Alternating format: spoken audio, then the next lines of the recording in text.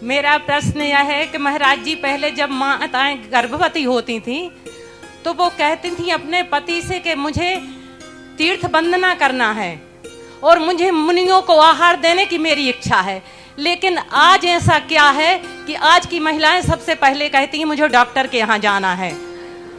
और मैं पूज्य मुनिवर से कहना चाहती कि जो हमारे मूल नायक चंदा प्रभु भगवान हैं उनका प्रक्षाल हो जाता है, उसके बाद भी कई लोग आते हैं और हाथ लगा लगा कर उनके छूकर दर्शन करते, तो क्या उचित है या अनुचित है?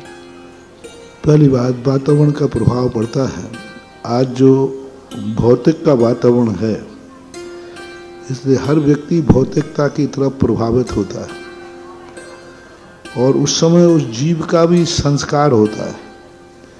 अच्छे माता पिता के यहाँ अच्छा बेटा आएगा तो अच्छे भाव लाएगा, और जब सांसारिक व्यक्ति की मुख्यता करने वाले माँ बाप के यहाँ बेटा आएगा तो वो भी वैसा ही आता है। इसलिए इन परिणामों को तो अपने पुरुषार्थ से हम परिवर्तित कर सकते हैं।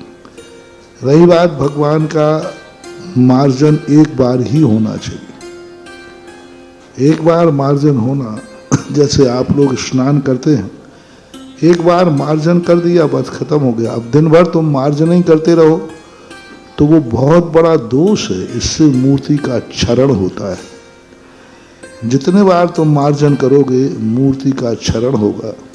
उसके दोष के भागीदार जो दोबारा मार्जन कर रहा है उसको पुण्य के स्थान पर मूर्ति के क्षरण करने का दोष लगेगा, क्योंकि प्रक्षालन किया जाता है मूर्ति को सुखाने के लिए। प्रक्षाल करना धर्म नहीं है, प्रक्षाल करना जरूरी नहीं है।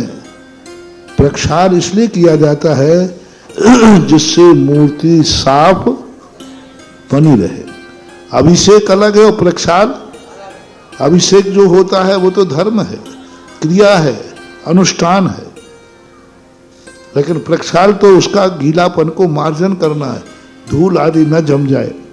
और बार बार यदि आप मार्जन करते हैं तो दोबारा जो मार्जन कर रहा है उसको मूर्ति के क्षरण का बहुत बड़ा दोष लगेगा।